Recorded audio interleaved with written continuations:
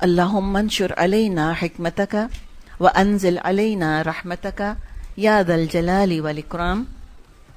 صلح حدیبیہ کے بعد نبی اکرم صلی اللہ علیہ وسلم کو موقع مل گیا کہ عرب سے باہر مختلف ملکوں کے حکمرانوں کی طرف آپ اسلام کا پیغام پہنچائیں۔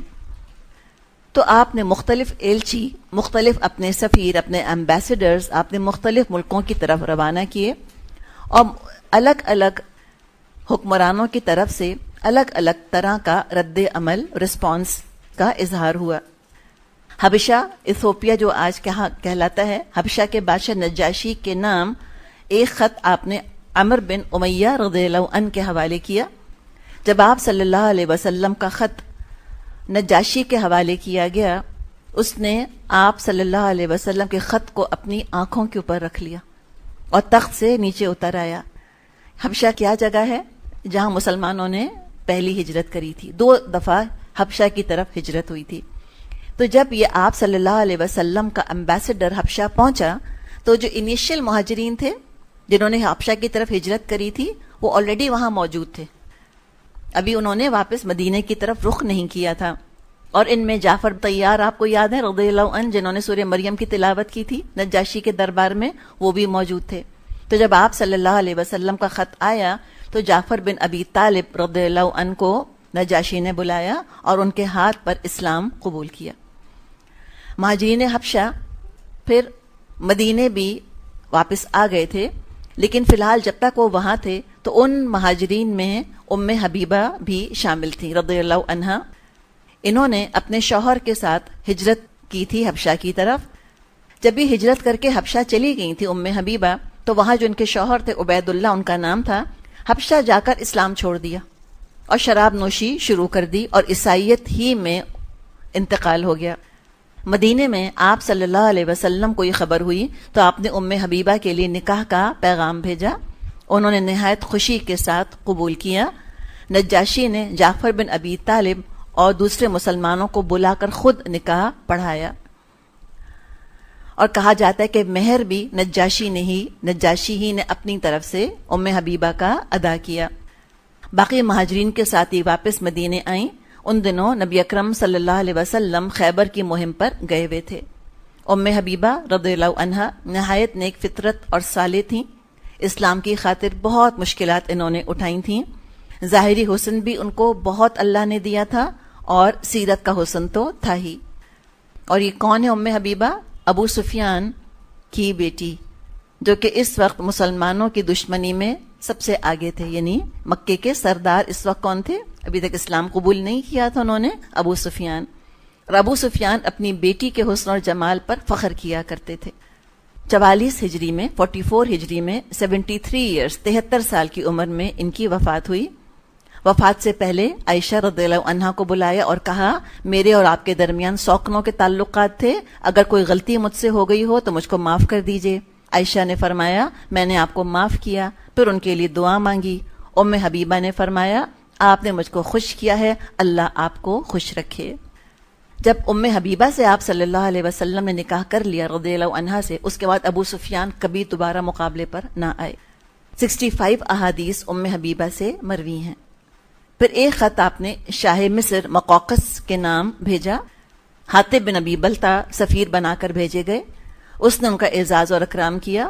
آپ صلی اللہ علیہ وسلم کا خط ادب اور احترام کے ساتھ ایک ڈبیا میں رکھ لیا، اور تحفے کے طور پہ آپ صلی اللہ علیہ وسلم کو 2 کنیزیں بھیجیں اور کچھ چیزیں مزید، کپڑے وغیرہ بھیجے، اور ایک خچر بھیجا جس کا نام دلدل تھا، اور یہ دلدل معاویہ رضی اللہ عنہ کے زمانے تک موجود رہا۔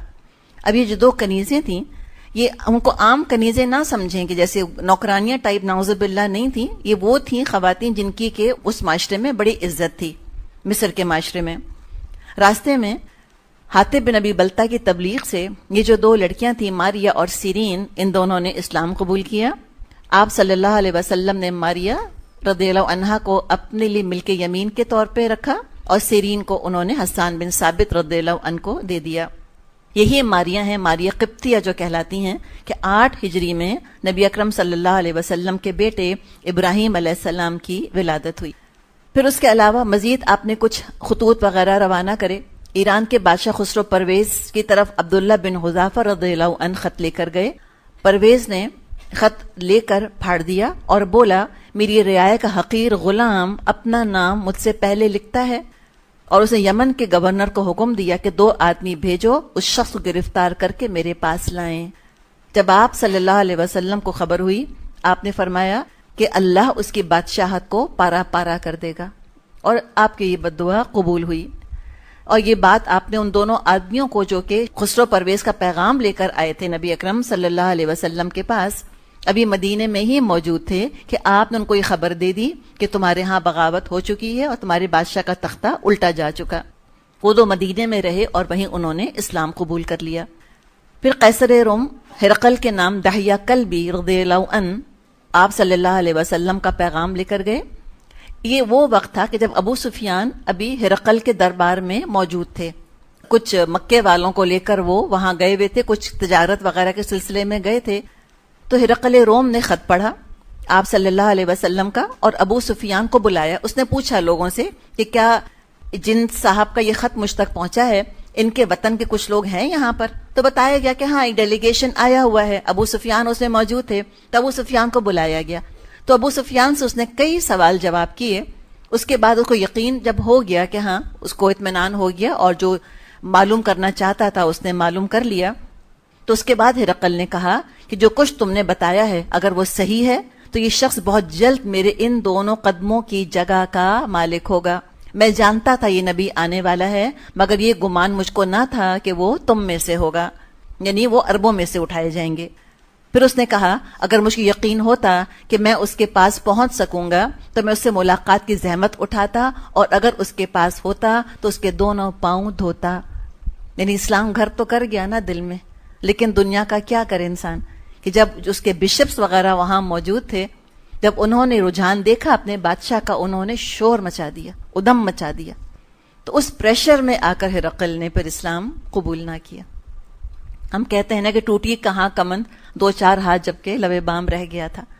ابو سفیان کا کہنا یہ ہے کہ ہرقل کا رد عمل دیکھ کر کہتے ہیں کہ سب سے پہلے اسلام نے میرے دل میں گھر کیا۔ تو یہ مختلف بادشاہوں کی طرف اس طرح سے پیغامات گئے۔ اب وہ جو ماریا رضی اللہ عنہا، ان سے آپ صلی اللہ علیہ وسلم کو اللہ تعالیٰ نے بیٹا عطا کیا، ابراہیم ان کا نام رکھا گیا، اور اس وقت آپ صلی اللہ علیہ وسلم کی عمر مبارک تقریباً 60 سال کی تھی۔ آپ سوچ سکتے ہیں کہ ابراہیم سے نبی اکرم صلی اللہ علیہ وسلم کو کتنی محبت ہوگی، اور ماریا رضی اللہ عنہا سے بھی آپ بہت محبت کیا کرتے تھے۔ ہم کہتے ہیں نا ایجپشن مصری حسن تو ویسے بھی مشہور ہے، تو حسن صورت حسن سیرت دونوں سے اللہ تعالیٰ نے ماریا کو نوازا تھا۔ عائشہ رضی اللہ عنہا فرماتی ہیں مجھے جتنا رشک ماریا پر آتا ہے اتنا کسی دوسرے پر نہیں آتا، اور پھر اولاد سے بھی نواز دیا۔ اور باقی بیویوں کو فطری طور پہ یہ کمی تو محسوس ہوئی ہوگی کہ ان کے ہاں اولاد ہو گئی اور ہمارے ہاں اولاد نہ ہوئی۔ تو ایک دفعہ آپ صلی اللہ علیہ وسلم اپنے بیٹے کو گود میں اٹھائے ہوئے آئے اور اپنا چہرہ اس کے چہرے کے ساتھ ملا کر پوچھا بھی کس سے؟ عائشہ سے، دکھا کر کہنے لگے کہ مجھ سے کتنا ملتا ہے؟ انہوں نے جواب دیا مجھے تو کوئی شباہت نہیں آتی۔ وہ کیوں کو بولیں گی کہ شباہت آتی ہے؟ پھر ایک دفعہ آپ نے فرمایا کہ ابراہیم کی اٹھان گروتھ کتنی اچھی ہے، کہا کہ سبھی بچے اس عمر میں ایسے ہوتے ہیں۔ ایک بالکل معصوم سی باتیں ہیں، معصوم باتیں، انسان تھیں۔ بتایا جا رہا ہے ہمیں کہ فرشتے نہیں تھے۔ رقابت نیچرلی پیدا ہوگی، رشک آئے گا، لیکن بات یہ ہے کہ اس رشک میں حد سے نہیں گزری۔ بات ساری یہ ہے، اور آپ صلی اللہ علیہ وسلم بھی ضرور کچھ نہ کچھ چھیڑ چھاڑ کرتے ہی رہتے تھے۔ دیکھیں شگفتگی اسی میں ہوتی ہے۔ شگفتگی شادی شدہ زندگی میں ایسے نہیں ہوتی کہ بیوی جو ہیں وہ ٹیچر بن کر بیٹھی رہیں، بقراتن بن کر بیٹھی رہیں، اور شوہر بھی جو ہے وہ انتہائی سنجیدہ اور بس بالکل ایک مولوی صاحب بن کر بیٹھے رہیں۔ تو ایک ہلکی پھلکی چھیڑ چھاڑ، ہلکی پھلکی شگفتگی الحمدللہ یہ بہت اچھی پلیزنٹ چیز ہے۔ ایک دفعہ آپ صلی اللہ علیہ وسلم اپنی بیویوں میں بیٹھے ہوئے تھے اور آپ کے ہاتھ میں ایک ہار تھا، پر آپ نے فرمایا یہ میں اس کو دوں گا جس سے میں بہت محبت کرتا ہوں۔ اب امیجن کریں بیویوں کا کیا حال ہوا ہوگا، سب انتظار میں بیٹھ گئی کہ دیکھتے ہیں کس کو ملتا ہے کس کو ملتا ہے۔ کافی دیر آپ نے انتظار کرایا، کافی دیر سب سسپینس میں رہے۔ اس کے بعد آپ نے اپنی نواسی امامہ کو بلایا اور ان کے گلے میں ہار ڈال دیا۔ آپ صلی اللہ علیہ وسلم فرماتے تھے کہ لیسا منا من لم یرحم صغیرنا ولم یوقر کبیرنا، وہ ہم میں سے نہیں ہے جو چھوٹوں پر رحم نہ کرے اور بڑوں کی عزت نہ کرے۔ حسن حسین رضی اللہ عنہما سے بہت محبت کرتے تھے، دونوں کا ہاتھ پکڑ کر آپ نے فرمایا اے اللہ میں ان سے محبت کرتا ہوں تو بھی ان سے محبت کر۔ مدینے آنے کے بعد مسلمانوں کے ہاں کچھ عرصے بچے نہیں ہوئے تھے، تو کفار نے خبر یہ اڑا دی تھی کہ ہم نے ان پر جادو کر دیا ہے، اب مسلمانوں کی تو نسل پھیلے گی ہی نہیں، اب مسلمانوں کے ہاں تو بچے ہوں گے ہی نہیں۔ تو مدینے آ کر سب سے پہلا جو بچہ ہوا وہ عائشہ رضی اللہ عنہا کی بہن اسما رضی اللہ عنہا، ان کے ہاں عبداللہ بن زبیر رضی اللہ عنہ پیدا ہوئے۔ آپ صلی اللہ علیہ وسلم نے بچے کو گود میں لیا اور چوارا چبا کر ذرا سا بچے کو چٹا دیا، اس کو تحنیک کہا جاتا ہے۔ ذرا سا لعاب سا لے کر اور بچے کے تالو میں ادھر ادھر لگا دینا، یہ تحنیک ہے۔ کسی نیک انسان سے یہ تحنیک کرانی یہ سنت ہے۔ آپ نے فرمایا قیامت کے روز تمہیں اپنے اپنے ناموں سے پکارا جائے گا، اس لیے اچھے نام رکھو۔ 7ویں دن بچے کے بال اتار کر اس کے ہم وزن سونا یا چاندی صدقہ کرنا سنت ہے، اور بکرا کرنا، 2 بکرے بیٹوں کے لیے ہوتے ہیں اور 1 بیٹی کے لیے۔ اب اس پر بھی بڑا اعتراض ہوتا ہے کہ بیٹی کے لیے 1 بکرا کیوں؟ اب اگر ہم بیٹیوں کی مائیں ہیں تو آپ مجھ کو یہ بتائیں کہ ہم بیٹی کے لیے 2 بکرے کرنا پسند کریں گی یا 1 بکرا اور 1 زیور؟ ظاہر ہے بچی پیدا ہوتی نہیں کہ اماؤں کو خیال آنے لگتا ہے کہ یہ بنا دوں اور یہ پہنا دوں، لگتی بھی کتنی پیاری ہیں وہ، اتنی اتنی سی، اور بالیاں اور چوڑیاں اور سارا کچھ ان کا پہنا ہوا۔ تو لہٰذا اس میں ہم یہ نہ سوچا کریں کہ نعوذ باللہ اللہ تعالیٰ کو کوئی نفرت ہے ہم سے یا کوئی ہماری عزت نہیں ہے۔ اسلام کے اندر 2 بکرے اور 1 بکرے کرنے سے جانوروں سے ہماری عزت نہیں ناپی جانی چاہیے کہ ہم کتنی باعزت ہیں، اس لیے کہ جانوروں کی تعداد 19 یا 20 ہو رہی ہے۔ اللہ تعالیٰ نے کچھ ذمہ داریاں لڑکے والوں پر زیادہ ڈالی ہیں، کچھ اللہ تعالیٰ نے لڑکی والوں پر زیادہ ڈالی ہیں، تو لہٰذا ان میں کمپیریزن نہ کرے، بس سنت سمجھ کے اور اچھے دل سے انسان قبول کر لے کہ رضیت باللہ ربًا وبمحمد رسولا وبالاسلام دینا، اور اپنی ویلیو اور اپنی ورتھ ہم اس سے نہ لگائیں کہ میری پیدائش پر 1 بکرا ہوا تھا یا 2 بکرے ہوئے تھے۔ اور یہ کرنا بھی سنت ہے، جو افورڈ کر سکتے ہیں کریں، جو نہیں افورڈ کر سکتے کوئی بات نہیں۔ ایک دفعہ آپ صلی اللہ علیہ وسلم حسن رضی اللہ عنہ کو پیار کر رہے تھے، ایک صاحب نے کہا کہ یا رسول اللہ میرے 10 بچے ہیں، میں نے ایک کو بھی کبھی پیار نہیں کیا۔ آپ نے نظر اٹھا کر ان کو دیکھا اور فرمایا اگر اللہ نے تمہارے دل سے رحمت اور شفقت نکال دیا ہے تو میں کیا کر سکتا ہوں۔ اور دیکھیے تو نواسے تھے نا، اور یہ نواسے نواسیاں اور پوتے پوتیاں کتنے پیارے ہوتے ہیں، انسان کو ہر ادا پر پیار آتا ہے، لگتا ہے یہ تو کبھی بچے نے کسی نے ایسا کیا ہی نہیں۔ ایک دفعہ آپ صلی اللہ علیہ وسلم منبر پر خطبہ دے رہے تھے تو حسن حسین سرخ کرتے پہنے ہوئے آئے، اور وہ کرتے لمبے تھے، وہ گرتے پڑتے آ رہے تھے۔ آپ نے خطبہ چھوڑ دیا، آپ نیچے اتر آئے ممبر سے اور آپ نے ان کو گود میں لے لیا۔ پھر آپ دوبارہ ممبر پر آئے تو آپ نے فرمایا کہ ہاں اللہ تعالیٰ نے صحیح ارشاد فرمایا کہ تمہاری اولاد اور مال بڑا فتنہ ہے تمہارے لیے۔ تو یہ تو محبت ہے نا، اور یہ چیزیں زندگی کے اندر چاشنی پیدا کرتی ہیں۔ بعض دفعہ نماز میں آپ زینب رضی اللہ عنہا جو آپ کی بیٹی تھیں، ان کی بیٹی امامہ، وہ کون ہے امامہ؟ جن کو بھی ہار دیا گیا تھا، ان کو آپ کندھوں پر بٹھا لیتے، جب رکوع میں جاتے نیچے اتار کر کھڑا کر دیتے۔ بخاری میں یہ حدیث ہے۔ یعنی آپ دیکھیں کتنے پیار سے آپ نے بچوں کو پالا، اس لیے کہ جب دین پر عمل کرنے والے بچوں سے بہت پیار کرتے ہیں تو بچوں کے دل میں اور کس کی محبت آئے گی؟ اس شخص کی محبت کے ساتھ ساتھ دین کی محبت یقیناً پیدا ہوگی۔ ایک دفعہ اسامہ بن زید بن حارثہ کے بیٹے چھوٹے سے تھے، کہیں گر گئے اور رونے لگے۔ آپ نے ان کو اٹھایا، آپ ان کے کپڑے جھاڑتے تھے اور فرماتے جاتے تھے کہ اسامہ لڑکی ہوتا تو ہم اس کو زیور پہناتے، اسامہ لڑکی ہوتا ہم اس کو اچھے اچھے کپڑے پہناتے، تو کم از کم دلیل ہمارے لیے نکل آئی کہ اپنی بیٹیوں کو ہم زیور اور کپڑا اچھا دے سکتے ہیں۔ بعض دفعہ یہ ایک اور ایشو بن جاتا ہے، جب مائیں دین میں آ جاتی ہیں بیٹیوں کا پہننا اوڑھنا بند، سادگی۔ دیکھیں ارمان ہے، جائز چیزوں کی اللہ نے گنجائش رکھی ہے۔ دین میں اتنی شدت کریں گے لوگ متنفر ہو کے بھاگ جائیں گے دین سے، کھانے کی، پینے کی، آرائش کی، زیبائش کی، جہاں گنجائش رکھی ہے، اور یہ ہماری خواہشات ہیں، جہاں ضروریات پوری کرتا ہے اسلام وہاں خواہشات کی بھی تو گنجائش اللہ تعالیٰ نے رکھ دی ہے۔ عمر فاروق رضی اللہ عنہ کے دور میں ایک صاحب عمر رضی اللہ عنہ سے ملنے آئے۔ ہمیں کیا تصور آتا ہے عمر رضی اللہ عنہ کا؟ ہاتھ میں ڈنڈا، یہ تصور آتا ہے۔ اب کیا ہوا کہ جب وہ آئے ملنے کے لیے تو عمر رضی اللہ عنہ کے سینے پر ان کا بیٹا بیٹھا ہوا تھا اور ان کی داڑھی سے کھیل رہا تھا۔ جب یہ واقعہ یاد کرتی ہوں، بہت پہلے کے زمانے میں بچے بیٹھے ہوئے تھے، بچے چھوٹے چھوٹے تھے، تو یہ سنایا میں نے واقعہ، تو میرا جو بڑا بیٹا ہے فوراً میرے ہسبینڈ کے سینے پر بیٹھ گیا، ان کی داڑھی کو ٹچ کرنے لگا. تو یہ بچے بھی سنتے ہیں، اثر ہوتا ہے ان کے اوپر.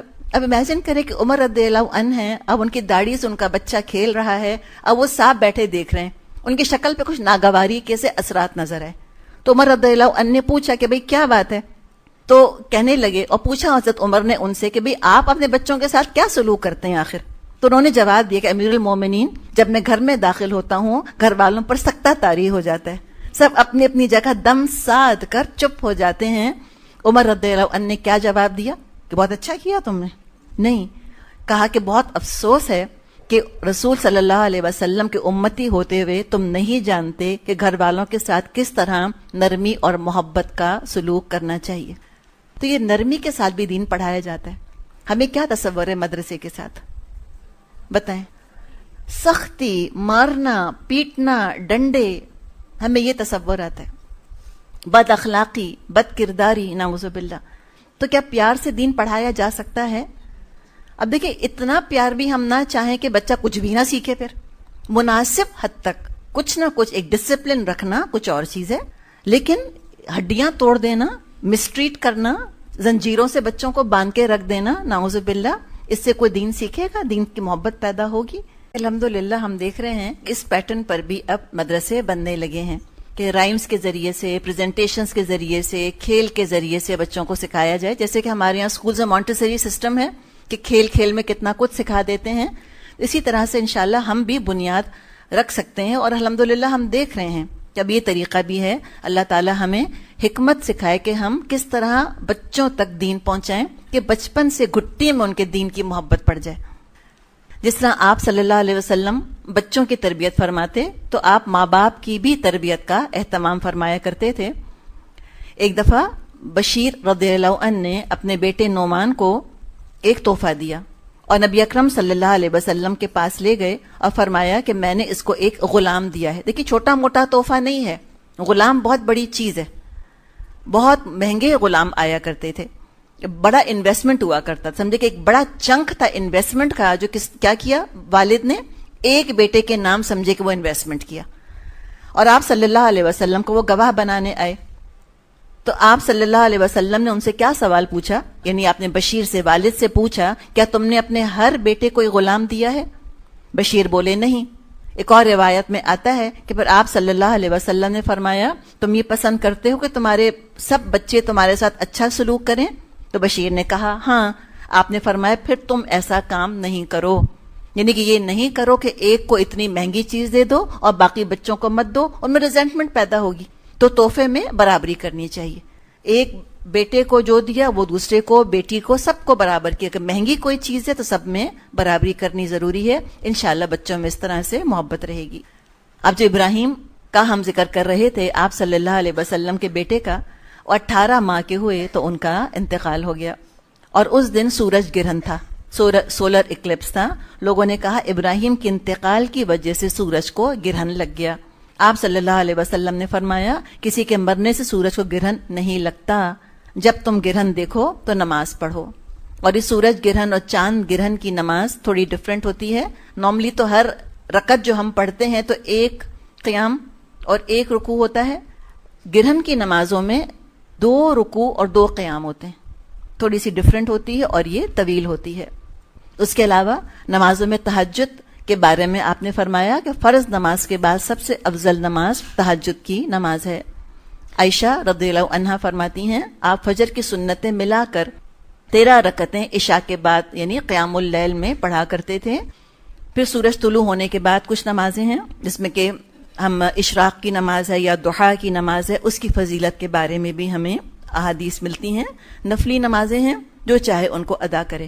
ضحیٰ کی نماز کی تو خاص طور پہ بڑی فضیلت ہے. اس میں حدیث قدسی ہے، ترمذی میں یہ حدیث آتی ہے. اللہ تعالیٰ فرماتا ہے اے آدم کے بیٹے، دن کے شروع میں میرے لیے 4 رکعت نماز ادا کر، میں تیرے سارے کاموں کے لیے کافی ہو جاؤں گا. رمضان کے علاوہ آپ نفلی روزوں کا اہتمام فرمایا کرتے. شعبان میں کثرت سے آپ روزے رکھا کرتے تھے، لیکن آپ نے مسلسل روزے رکھنے سے منع فرمایا ہے.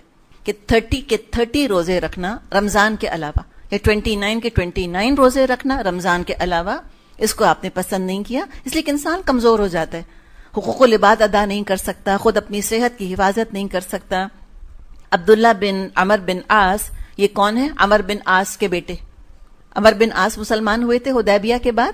یہ عبداللہ بن عمر بن عاص ہے، انتہائی درویش صفت قسم کے یہ نوجوان تھے۔ عمر بن عاص تو بڑے دنیا دیکھے ہوئے اور بڑے ذہین انسان تھے، یہ بہت درویش صفت تھے ان کے بیٹے۔ تو ان کا ذکر ہے کہ آپ صلی اللہ علیہ وسلم نے ان کو خطاب کر کے فرمایا، عبداللہ بن عمر بن عاص رضی اللہ عنہ کو، کہ مجھ کو یہ خبر پہنچی ہے کہ تو دن کو روزہ رکھتا ہے اور رات بھر نماز پڑھتا رہتا ہے۔ انہوں نے فرمایا کہ ہاں یہ سچ ہے۔ ہم کیا کہیں گے ایسے انسان کو؟ ہم کہیں گے ولی اللہ ہے، یہ تو واو کتنا نیک ہے، ہم تو بوتلیں لے کر پہنچ جائیں گے۔ کیوں؟ پھکوانے کے لیے کہ دم کر دیں اس کے اوپر۔ آپ صلی اللہ علیہ وسلم خوش ہوئے سن کر کہ تم دن بھر روزہ رکھتے ہو، رات بھر نمازیں پڑھتے ہو، ولی اللہ ہو گئے ہو تم۔ آپ نے فرمایا فلا تفعل، تو مت کر ایسے، سم و افطر، روزہ رکھ اور افطار بھی کر، وقم، اور رات کو نماز بھی پڑھ، ونم، اور سو بھی جا۔ کیوں؟ فإن لجسدک علیک حقا وإن لعینیک علیک حقا وإن لزوجک علیک حقا وإن لزورک علیک حقا، اس لیے کہ تیرے جسم کا بھی تجھ پر حق ہے، تیری آنکھ کا بھی تجھ پہ حق ہے، تیری بیوی کا بھی تجھ پہ حق ہے، اور تیرے مہمان کا بھی تجھ پر حق ہے۔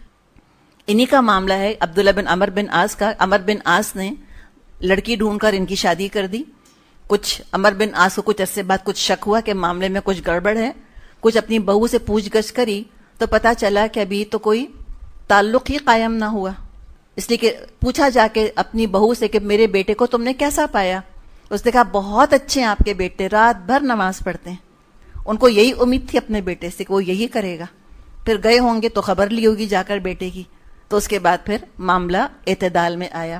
تو ہم یہ سمجھتے ہیں کہ نیک بننے کا مطلب ہے کہ عبادت اور عبادت اور عبادت میں آگے سے آگے بڑھتے جاؤ۔ یہ سنگل ڈائمینشنل گروتھ نہیں چاہتا اسلام۔ اسلام ایک ملٹی ڈائمینشنل پرسنالٹی ہماری بنانا چاہتا ہے کہ جس میں 3 حقوق کا توازن ہو۔ ہر دین اچھے کاموں کا حکم دیتا ہے۔ اسلام کی کیا خوبی ہے؟ اسلام میں کیا ایسی بات ہے جو باقی ادیان میں نہیں ہے؟ اسلام میں بیلنس ہے، حقوق اللہ، حقوق العباد اور حقوق النفس۔ اللہ کا حق ادا کرو، مخلوق کا حق ادا کرو، اپنے نفس کا حق ادا کرو۔ یہ بیلنس ہمیں کہیں نہیں ملے گا، اسی لیے اسلام جو ہے وہ سب سے افضل اور اعلیٰ ہے۔ پھر آپ صلی اللہ علیہ وسلم نے فرمایا کہ ہر مہینے کے 3 روزے رکھ لیا کر، تیرے لیے کافی ہیں، ہر نیکی کا بدلہ 10 گنا ملے گا۔ تو یعنی کہ مہینے میں 3 روزے رکھنے کا مطلب کیا کہ 30 روزے رکھ لیے تو سارے سال روزے رکھنے کا اجر ملے گا۔ تو اسلام بیلنس زندگی کو پسند فرماتا ہے۔ پھر اسی طرح آپ نے مسلمانوں کو عید اور بقرعید 2 عیدیں دیں۔ بقرعید کے بارے میں صحابہ نے سوال کیا کہ ہم قربانی کیوں کرتے ہیں؟ آپ نے فرمایا سنت ابیکم ابراہیم، تمہارے والد ابراہیم کی سنت ہے۔ عید کی نماز پڑھ کر قربانی ہوتی ہے۔ صحیح مسلم میں عائشہ رضی اللہ عنہا سے روایت ہے کہ آپ نے سینگ دار مینڈھا لانے کا حکم دیا، فرمایا اے عائشہ چھری تیز کر، پھر آپ نے بسم اللہ فرمایا، اللہ قبول فرما۔ کس کی طرف سے؟ محمد کی طرف سے، آل محمد کی طرف سے، اور محمد کی امت کی طرف سے، یعنی کہ مجھ کو اور آپ کو یاد رکھا قربانی میں۔ اللہ کرے ہم بھی کچھ اپنے رسول کی محبت کا حق ادا کر سکیں۔ عید کے دن دف بجانے، کھیل کود کرنے اور تفریح کرنا پسندیدہ ہے۔ عید کا ہر تہوار جو ہے وہ ریلیکسیشن چاہ رہا ہوتا ہے۔ مکے سے واپس آ کر صلح حدیبیہ کے بعد یہودیوں نے نبی اکرم صلی اللہ علیہ وسلم پر ایک اور نیا داؤ آزمایا، اور وہ جادو تھا۔ لبید نام کا ایک جادوگر مدینے میں رہتا تھا۔ اس نے کسی طرح نبی اکرم صلی اللہ علیہ وسلم کے کچھ بال حاصل کر لیے، ان میں 11 گرہیں لگائیں۔ ہر گرہ لگاتے وقت وہ، اور بعض روایات میں بیٹیاں آتی ہیں، بعض روایات میں اس کی بہنیں، کچھ پڑھ پڑھ کر وہ اس پر پھونکتی رہیں، اور پھر یہ سارے بال لپیٹ کر ایک میل ڈیٹ پام، ایک نر کھجور کے اندر، یعنی اس میں کچھ لپیٹ کر اس کو بالوں کو، اور پھر نر ڈیٹ پام کے کچھ جو خوشے ہوتے ہیں اس میں لپیٹ کے اور ایک کنویں میں ان کو پھینک دیا گیا۔ اب اس کا اثر آپ صلی اللہ علیہ وسلم نے محسوس کیا، اس لیے کہ جادو برحق ہے، جیسے کہ نظر برحق ہے، جادو بھی ہوتا ہے۔ کتنا اثر محسوس کیا کہ آپ کو کھانے پینے کی طرف رغبت نہ رہی، اور بعض کاموں کے بارے میں آپ کو خیال ہوتا کہ آپ نے کر لیے ہیں لیکن آپ نے وہ کام نہ کیے ہوتے، اور اپنی بیویوں سے آپ تعلق قائم نہ کر پا رہے تھے. بس اتنا. کوئی یہ نہ سمجھے نعوذ باللہ کہ وہی پر اثر پڑ گیا تھا، یا نعوذ باللہ وہی کے کام سے نعوذ باللہ غافل ہو گئے تھے. نہیں، ایسے بیماری ہوتی ہے انسان کو، جسمانی بیماری میں بھی یہ سب چیزیں محسوس کرتا ہے انسان. ایپیٹائٹ نہیں رہتی، یا شوہر کی طرف ہو سکتا ہے رغبت، یا بیوی کی طرف رغبت ٹیمپریریلی عارضی طور پہ کم ہو جائے، انسان بھولنے لگ جائے. بس اتنا ہلکا سا اثر آپ نے محسوس کیا کہ آپ کے اپنے علاوہ کسی اور کو پتہ بھی نہیں چلا کہ آپ پہ یعنی کوئی چیز جو ہے جو کہ اثر انداز ہو رہی ہے. ایک رات آپ نے دعا کی تو اللہ تعالیٰ نے 2 فرشتوں کے ذریعے آپ کو اطلاع دی کہ آپ پر جادو ہوا ہے، اور لبید بن عاصم نے کیا ہے، اور ذوالاروان کے کنویں میں بال موجود ہیں. آپ صلی اللہ علیہ وسلم چند صحابہ کو لے کر کنویں پر تشریف لے گئے، اور معوذتین کی آیات پڑھتے جاتے تھے اور گرہیں کھولتے جاتے تھے. پھر آپ نے لبید کو بلایا اور اس سے پوچھا کہ کیا تو نے جادو کیا؟ اس نے اعتراف کیا، لیکن آپ نے اس کو معاف کر دیا، اس لیے کہ آپ نے اپنی ذات کے لیے کبھی کسی سے انتقام نہیں لیا. اب جہاں تک یہ جادو کا تعلق ہے تو اب بھی بعض یونیورسٹیز میں جوئش میجک پر کورسز آفر کیے جاتے ہیں. پیرا سائیکالوجی کے اوپر ریسرچ ہو رہی ہے. سبلمل میسیجز کی ٹیکنیکس وغیرہ ہیں کہ کانشیس مائنڈ بہت چیزیں رجسٹر نہیں کر پاتا، جو ذہن کا ایک حصہ ہے نیو کارٹیکس، وہ کچھ چیزوں کے اثرات کو جو ہے وہ قبول کر لیتا ہے. تو امریکی حکومت کے بارے میں تو آتا ہے کہ اس نے تو ان چیزوں کو بین کیا ہوا ہے، لیکن یہ چیزیں ہیں، ان کے کورسز آفر ہوتے ہیں. تو ہمیں بہرحال اپنی حفاظت کرنی چاہیے، صبح شام کے اذکار کے ذریعے سے، معوذتین کے ذریعے سے، آیت الکرسی کے ذریعے سے اپنی حفاظت کرے انسان، اور پھر جادو، نظر، ٹوک وغیرہ سے بے فکر ہو جائے. پیرانوائڈ بھی نہ ہو لیکن بالکل لاپرواہ بھی نہیں رہنا چاہیے. اب جب قریش سے محاذ آرائی ختم ہو گئی، اس کے بعد آپ صلی اللہ علیہ وسلم نے کس کا رخ کیا؟ ہم نے کیا بات کی تھی کہ صلح حدیبیہ میں قریش اپنے کن شیطانوں کو بھول گئے تھے؟ یہودیوں کو. یہودی ٹوٹل ایکسپوزڈ ہو گئے تھے، ان پروٹیکٹڈ رہ گئے تھے بالکل. آپ نے فوراً اس موقع سے فائدہ اٹھایا اور آپ نے خیبر کا رخ کیا. اور یہ خیبر کے یہودی ہی تھے کہ جنہوں نے خندق کے موقع پر مشرکین کو ابھارا اکسایا تھا، اور 10,000 کا لشکر جمع کرنے میں مددگار ثابت ہوئے تھے. اور یاد ہے آپ کو بنو قریظہ کا معاملہ؟ تو یہی خیبر کے یہودی تھے جنہوں نے کہ بنو قریظہ کو بھی غداری پر آمادہ کیا تھا کہ تم غداری کرو، ہم تمہاری مدد کرنے کے لیے آئیں گے. تو غزوہ خیبر ہوا، بہت سا مال غنیمت ملنے کی چونکہ امید تھی، تو منافقین جو عمرے کے سفر میں نہیں گئے تھے وہ خیبر کے غزوے میں شامل ہونے کے لیے تیار ہو گئے. لیکن اللہ تعالیٰ کے حکم کے مطابق آپ صلی اللہ علیہ وسلم نے فرمایا کہ صرف وہی لوگ چل سکتے ہیں جنہوں نے حدیبیہ میں درخت کے نیچے بیعت رضوان کی تھی. یاد ہے آپ کو یہ بیعت عن الموت، عثمان رضی اللہ عنہ کا بدلہ لینے کے لیے جو کی گئی تھی، اس کو بیعت رضوان کہا جاتا ہے. رضوان سے نہیں، رضا سے لفظ بنا ہے. اس میں سورہ فتح میں آتا ہے کہ اللہ تعالیٰ راضی ہو گیا ان لوگوں سے جنہوں نے کہ اس طرح سے بیعت کی تھی، یعنی اپنی جان ہتھیلی پر رکھ کر آپ صلی اللہ علیہ وسلم کی اطاعت کا عہد کیا تھا. ابھی کتنے لوگ تھے جنہوں نے بیعت کی تھی؟ 1400 تھے. خیبر کی حدود میں داخل ہو کر آپ نے فرمایا کل جھنڈا میں اس شخص کو دوں گا جو اللہ اور اس کے رسول سے محبت کرتا ہے اور جسے اللہ اور اس کے رسول محبت کرتے ہیں. صبح ہوئی تو جھنڈا آپ نے علی رضی اللہ عنہ کو دیا. ان کی آنکھوں میں تکلیف تھی، آپ صلی اللہ علیہ وسلم نے اپنا لعاب، اپنا سلائیوا آنکھوں میں ان کے لگایا تو وہ ٹھیک ہو گئیں. یہ بھی معجزات ہیں آپ صلی اللہ علیہ وسلم کے. خیبر کا سب سے بڑا سردار مرحب اس کا نام آتا ہے، اس کو علی رضی اللہ عنہ نے قتل کیا. یہودیوں کے خیبر میں 8 قلعے تھے، فورٹریسز تھے، ایک ایک کر کے وہ سب فتح ہوتے چلے گئے.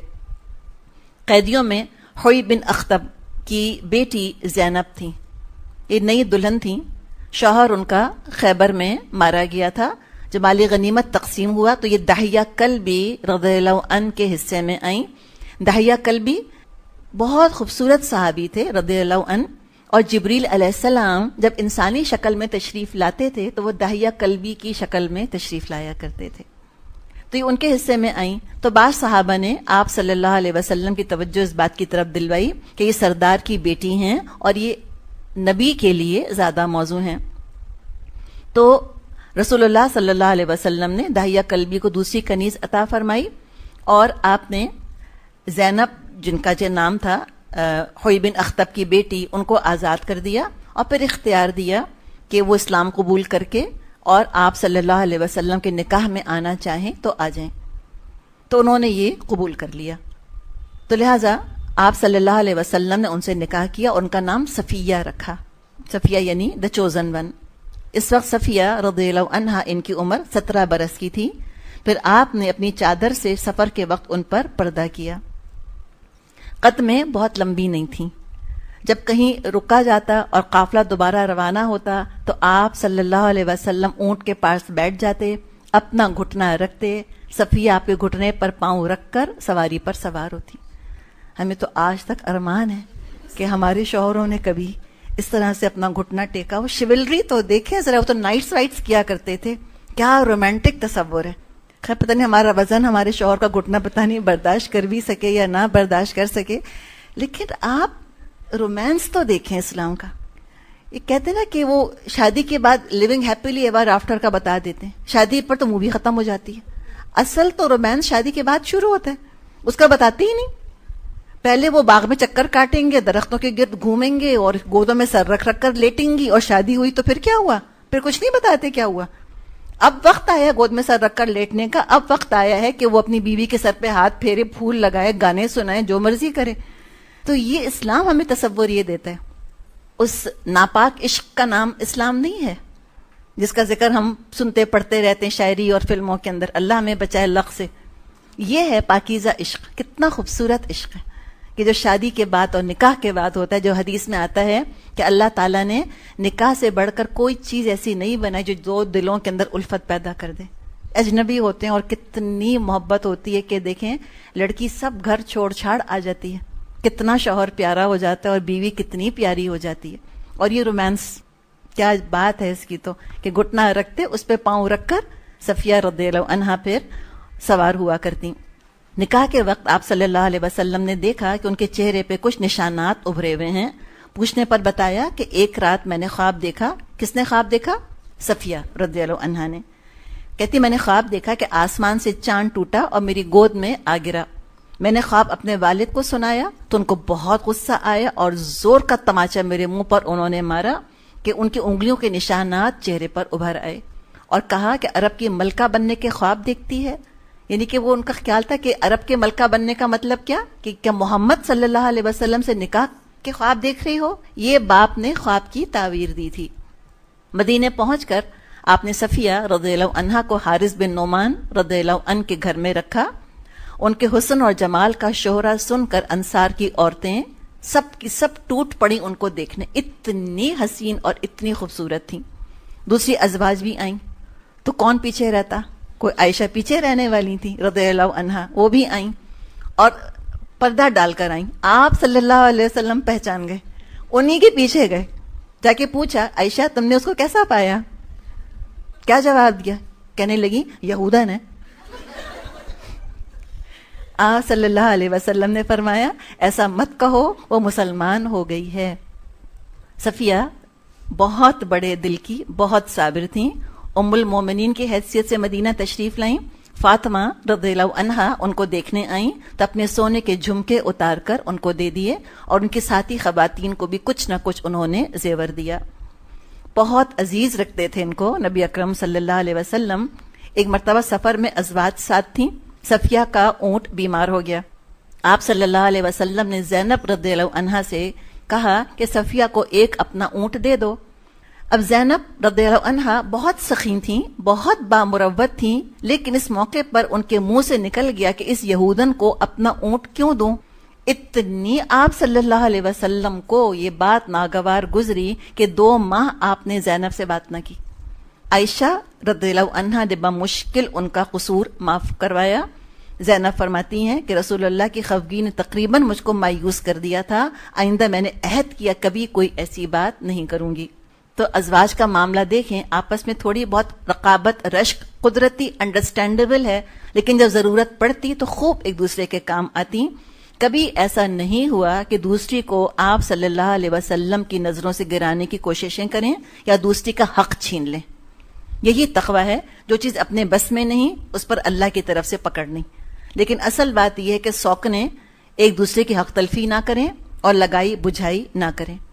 اور صفیہ رضی اللہ عنہا کھانا بھی بہت عمدہ پکایا کرتی تھی.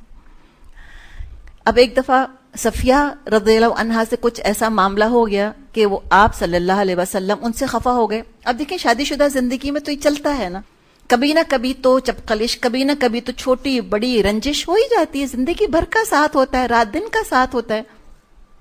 تو وہ تھوڑے سے ناراض ہو گئے تو کس کے پاس آئیں؟ عائشہ رضی اللہ عنہا کے پاس آئیں اور کہنے لگی ان سے کہ آپ جانتی ہیں اپنی باری کسی چیز کے بدلے میں کسی کو نہیں دے سکتی، لیکن آپ صلی اللہ علیہ وسلم کو مجھ سے راضی کر دیں تو میں اپنی باری کا ایک دن آپ کو دے دوں گی. اور دینے کو تھا کیا ان کے پاس؟ یہی تھا، اسی پہ سارا ٹرانزیکشن ہو رہا ہے. تو عائشہ رضی اللہ عنہا نے بھی ڈیل کر لی، ان سے کہا چلو ڈیل ڈن. اب کیا کیا انہوں نے؟ اپنے دوپٹے کو زعفران سے رنگا، اس پر پانی چھڑکا تاکہ خوشبو آئے. خوب تیار ہو کے آپ صلی اللہ علیہ وسلم کے پاس تشریف لے گئیں. آپ صلی اللہ علیہ وسلم نے فرمایا عائشہ یہ تمہاری باری کا دن تو نہیں ہے؟ تو کہنے لگی ذالک فضل اللہ یؤتیہ من یشاء، یہ اللہ کا فضل ہے، اللہ جس کو چاہے دے. پھر سارا قصہ سنایا تو آپ صلی اللہ علیہ وسلم صفیہ رضی اللہ عنہا سے راضی ہو گئے. تو ایک طرف حال یہ ہم دیکھتے ہیں کہ برداشت نہیں کر سکتی تھیں کہ رسول اللہ کسی دوسری بیوی سے خفا رہیں یا ناراض رہیں، لیکن ایک دوسرے کو چھیڑا چھاڑی بھی کیا کرتی تھیں. سودا رضی اللہ عنہا دجال سے بہت ڈرتی تھیں، تو عائشہ اور حفصہ مل کر ڈرایا کرتی تھیں. وہ کبھی کرسی کے نیچے کبھی میز کے نیچے بیچاری چھپ جایا کرتی تھیں، جا کر کہتی تھیں دجال آ رہا ہے. ابھی تھوڑی کہتی تھی کب آ رہا ہے، ابھی آ رہا ہے. اس طرح ان کو ڈرایا کرتی تھیں. آپ دیکھیں ایک نارمل ہاؤس ہولڈ جس کو کہ ہم کہیں، ہم کو پتہ نہیں متقی کا کیا تصور ہے کہ متقی تو سنجیدہ، نہ کھائیں گے نہ پئیں گے نہ پہنیں گے نہ اوڑھیں گے نہ ہنسی نہ مذاق، بس بالکل بقرات بن کے بیٹھے رہیں گے ہر وقت. یہ تھوڑی کوئی تقویٰ ہوتا ہے، ان سے متقی کون ہوگا؟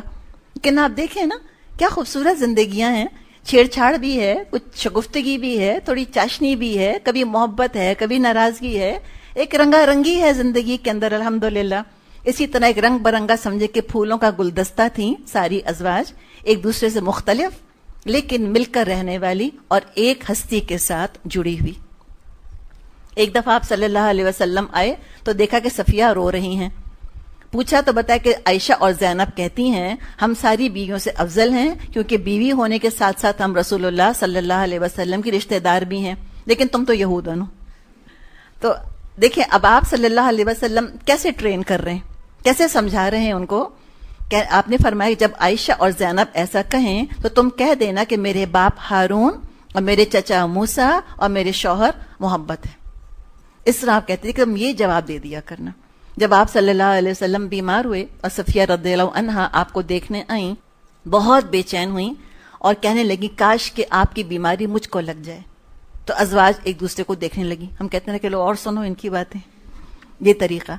تو آپ صلی اللہ علیہ وسلم نے اس پر بھی نظریں پہچان لیں اپنی بیویوں کی. آپ نے فرمایا کہ نہیں صفیہ سچ کہہ رہی ہیں، یہ نمائشی بات نہیں کہہ رہی.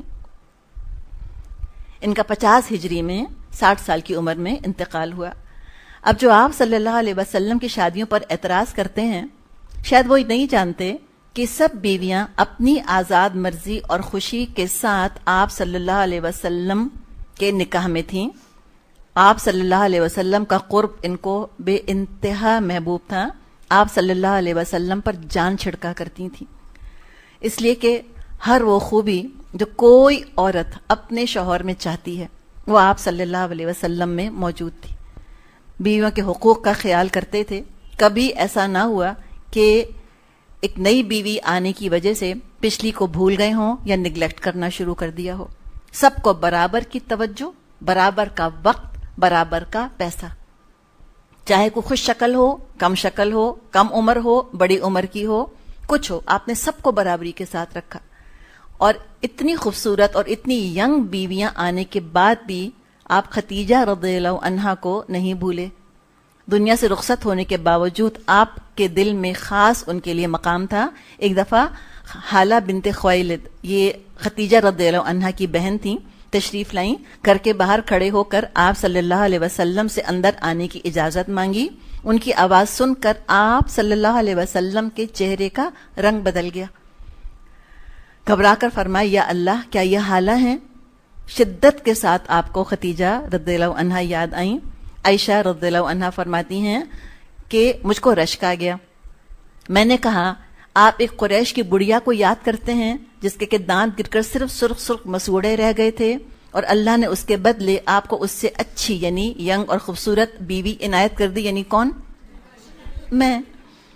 ایک اور روایت میں آتا ہے کہ جب آپ صلی اللہ علیہ وسلم نے یہ سنا تو آپ غصے ہو گئے, آپ بہت ناراض ہوئے. تب فرماتی میں نے عہد کر لیا کہ اللہ کی قسم اب سے ختیجہ کا ذکر بھلائی سے کیا کروں گی. یعنی عقل مند بیویاں جانتی ہیں کہ شوہر سے کتنی لبرٹی میں لے سکتی ہوں اور اس لمٹ سے بڑھ کر اپنی شامت نہیں بلاتی. کبھی آپ بکری ذبح کرتے تو کچھ حصہ ختیجہ رضی اللہ عنہا کی سہیلیوں کو بھیجا کرتے. عائشہ فرماتی کہ شاید دنیا میں کوئی عورت تھی ہی نہیں ختیجہ کے علاوہ, اتنی آپ کے دل میں ان کے لیے چاہت تھی. آپ کے بدترین دشمن اس بات کا اعتراف کرتے ہیں. برنارڈ شاہ کہتا ہے کہ کوئی مرد آج یہ دعویٰ نہیں کر سکتا کہ انتقال شدہ عمر رسیدہ بیوی سے اس کو ایسی محبت ہے جیسی زندہ خوبصورت اور جوان بیوی سے. اور اسی حسن سلوک کی تاکید آپ نے مردوں کو کی. فرمائے خیرکم خیرکم للنساء, تم میں سے بہترین وہ ہیں جو اپنی بیویوں کے ساتھ بہترین ہیں. تو سنت صرف داڑھی تو نہیں ہے, سنت یہ بھی تو ہے. گھر میں اپنی بیویوں کے ساتھ آپ ایک فرینڈ کے طور پہ, کانفیڈنٹ کے طور پر رہتے, ان کی نفسیات کا, ان کی پسند کا ناپسند کا خیال رکھتے. بیویوں سے تعلق بالکل دوستوں والا آپ نے رکھا. کبھی آپ ایک حاکم کے طور پہ گھر میں داخل نہیں ہوا کرتے تھے. ایک دوسرے کے رازدار تھے. آپ اپنے راز بیویوں کے ساتھ شیئر کرتے, اہم معاملات میں مشورے لیتے بیویوں سے اور ان کے مشوروں پر عمل کرتے. یعنی کہ آپ نے بہت سنجیدہ طور پہ بیویوں کو لیا تھا.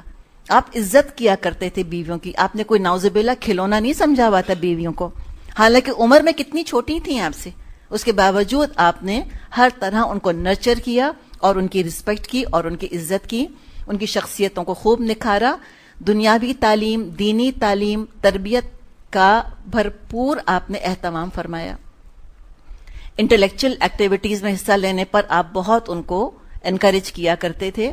اور یہی طریقہ پھر ہم دیکھیں کہ مسلمان مردوں کو سکھایا گیا کہ عورت کو چیٹل تو نہ بنا دیں, اس کو خالی چولہے اور چکی سے باندھ کر تو نہ رکھ دیں.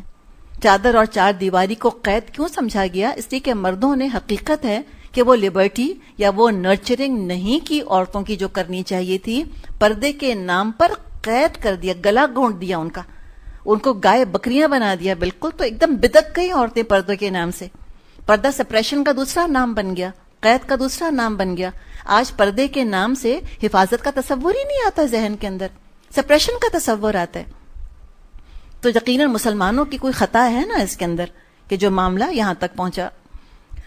تو ازواج کو ہم دیکھتے ہیں کس قدر پر اعتماد تھیں. سب کی اپنی انڈیویجول پرسنالٹیز تھیں, کوئی ڈور میٹ نہیں تھی اس میں سے. اپنی رائے کا اظہار کرتی, خوب جم کر کرتی, اسپیک دیئر مائنڈس. اور آپ صلی اللہ علیہ وسلم کا دل بھی اپنی بیویوں کے پاس بہت لگا کرتا, تھی ہی اتنی دلچسپ. آپ صلی اللہ علیہ وسلم نے فرمایا الدنیا متاع وخیر متاع الدنیا المرأة الصالحہ, کہ ساری دنیا برتنے کا سامان ہے, اس دنیا کی بہترین چیز کیا ہے؟ نیک بیوی. آپ نے فرمایا بہترین بیوی وہ ہے جس کی طرف تو دیکھے تو وہ تجھ کو خوش کر دے, اور جب کسی بات کا حکم دے تو پورا کرے, اور تیری غیر موجودگی میں تیرے مال اور اپنی ذات کی حفاظت کرے. آپ نے فرمایا اس ذات کی قسم جس کے قبضے میں میری جان ہے, جب کوئی شخص اپنی بیوی کو بستر پر بلائے اور بیوی انکار کر دے تو وہ ذات جو آسمانوں پر ہے ناراض رہتی ہے حتیٰ کہ اس کا شوہر اس سے راضی ہو جائے. صحیح مسلم کی یہ حدیث ہے. آپ صلی اللہ علیہ وسلم نے فرمایا جو عورت 5 نمازیں ادا کرے, رمضان کے روزے رکھے, اپنی عزت کی حفاظت کرے اور اپنے شوہر کی فرما برداری کرے, اسے قیامت کے دن کہا جائے گا جنت کے جس دروازے سے چاہے داخل ہو جائے. انسانی کمزوریوں کا لیکن آپ لحاظ بھی رکھا کرتے تھے کہ انسان ہیں, خطائیں ہوں گی, اپنے جذبات ہوتے ہیں انسان کے. ایک دفعہ آپ صلی اللہ علیہ وسلم عائشہ رضی اللہ عنہا کے ہاں مقیم تھے کہ کسی دوسری بیوی نے کھانا بھیج دیا. ایک انسلٹ لگ گئی نا ان کو کہ اچھا میرے گھر میں ہے تو میں پکا کر کھلاؤں گی, کسی اور نے کھانا کیوں بھیجا؟ تو انہوں نے ہاتھ ایسے مارا کہ وہ کھانا گر گیا اور برتن ٹوٹ گیا. اب امیجن کریں ہم ایسا ٹینٹرم تھرو کریں اگر کہ کسی نے کھانا بھیجا, ہم نے ایک ہاتھ مارا, وہ برتن ٹوٹ گیا, کھانا گر گیا, تو ہمارے ہسبینڈ ٹالریٹ کریں گے؟ میجورٹی آف دا ٹائم وہ خود اپسیٹ ہو جائیں گے کہ کیا تمہارا ایٹیٹیوڈ ہے اور کیا تمہارا مزاج ہے, اور تم تو یوں ہو اور تم تو یوں ہو, اور بہت قرآن پڑھتی ہو اور بہت اللہ والی بنتی ہو اور بڑا پردہ کرتی ہو اور کلاس میں جاتی ہو, اور ہر حرکتیں تو ایسی ہیں تمہاری. آپ صلی اللہ علیہ وسلم نے یہ لیکچر دیا کہ تم تو نبی کی بیوی ہو, اور تم تو ابو بکر کی بیٹی ہو, اور تم تو عائشہ ہو, اور تمہاری تو برات میں قرآن میں آیتیں نازل ہوئی ہیں, حرکتیں تم دیکھو اپنی.